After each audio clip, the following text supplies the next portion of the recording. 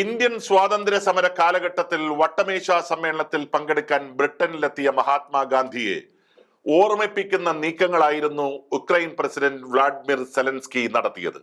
അർദ്ധനഗ്നനായ ഫക്കീറായി ബ്രിട്ടനിലെത്തിയ ഗാന്ധിയോട് British ഭരണാധികാരികൾ ചോദിച്ചു, ഇതെന്തു വേഷം? ഗാന്ധി പറഞ്ഞു, തന്റെ നാട്ടിലെ 3 പേർക്കെങ്കിലും ഉപയോഗിക്കാൻ കഴിയുന്ന വസ്ത്രം നിങ്ങൾ ഒരാൾ തന്നെ ധരിച്ചിട്ടുണ്ടല്ലോ എന്ന്. 9 ദശാബ്ദങ്ങൾക്കിപ്പുറം ഒരു അമേരിക്കൻ പ്രസിഡന്റിന്റെ മുൻപിൽ ഉക്രൈൻ പ്രസിഡന്റ് നടത്തിയതും ഇതേ ഗാന്ധിയൻ ശൈലി. സൂട്ടും കോട്ടുമിട്ട് അമേരിക്കൻ പ്രസിഡന്റിന്റെ മുന്നിലെത്തുന്നതിന് പകരം ടീഷർട്ട് ധരിച്ചെത്തിയ സെലൻസ്കിയെ വിദ്വേഷത്തോടുകൂടിയാണ് അമേരിക്കൻ പ്രസിഡന്റും ഭരണകൂടവും കണ്ടത്. അമേരിക്കൻ പ്രസിഡന്റിനോടൊപ്പം സംവാദത്തിൽ പങ്കെടുക്കുമ്പോൾ ധരിക്കേണ്ട വേഷത്തിനു പകരം ടീഷർട്ട് ധരിച്ചെത്തിയത് അപമാനകരമാണെന്നും ട്രംപ് നിരീക്ഷിച്ചു.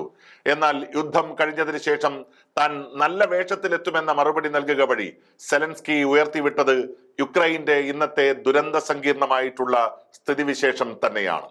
ലോകത്തെ കിടുകിട വിറപ്പിക്കുന്ന അമേരിക്കൻ പ്രസിഡന്റിന്റെ മുന്നിൽ മുട്ടുപിറക്കാതെ തിരിച്ചു വന്ന സെലൻസ്കിയെ ലോകം ആഹ്ലാദപൂർവ്വം സ്വീകരിച്ചു. സെലൻസ്കിയുടെ നിലപാടുകൾ ഒന്നുകൊണ്ട് മാത്രമാണ് വാഷിംഗ്ടണിൽ വെച്ച് നടന്ന ട്രംപ് സെലൻസ്കി ചർച്ച അലസിപ്പിരിഞ്ഞത്. ട്രംപും വൈസ് പ്രസിഡന്റ് JD വാൻസും ചേർന്ന് സെലൻസ്കിയെ അതിനിശ്ചിതമായി വിമർശിച്ചുവെങ്കിലും യുദ്ധമുഖത്തെ പോരാളിയുടെ ആത്മവീര്യം ഒട്ടും ചോർന്നില്ല എന്നുള്ളത് എടുത്തു പറയേണ്ട കാര്യമാണ്. ചൂടേറിയ വാഗ്വാദത്തിനൊടുവിൽ നെഞ്ചും വിരിച്ച് പുറത്തേക്കിറങ്ങിയ സെലൻസ്കിയെ ലോകം കൈയടിച്ച് സ്വീകരിച്ചു. നയതന്ത്ര ലോകത്ത് വളരെ വിരളമായി നടക്കുന്ന പരസ്യ വാഗ്വാദമാണ് ട്രംപും സെലൻസ്കിയും തമ്മിൽ നടന്നത്. ട്രംപുമായുള്ള വാഗ്വാദത്തിൽ വലിയ നഷ്ടമുണ്ടായിരിക്കുന്നത് ഉക്രൈനാണ്. ഏകദേശം $35,000 കോടി സഹായം ഉക്രൈന് നഷ്ടമാകാൻ ഇടയുണ്ട്. പക്ഷെ അപ്പോഴും കേവലം ഒരു ടീഷർട്ട് ധരിച്ച് വൈറ്റ് ഹൗസിന്റെ വാതിലുകൾ തുറന്ന് ട്രംപിനോട് ചൂടേറിയ അഭിപ്രായങ്ങൾ മാധ്യമങ്ങൾക്ക് മുന്നിൽ പറയാൻ സാധിച്ച സെലൻസ്കിയെ ലോകം പുകഴ്ത്തുകയാണ്.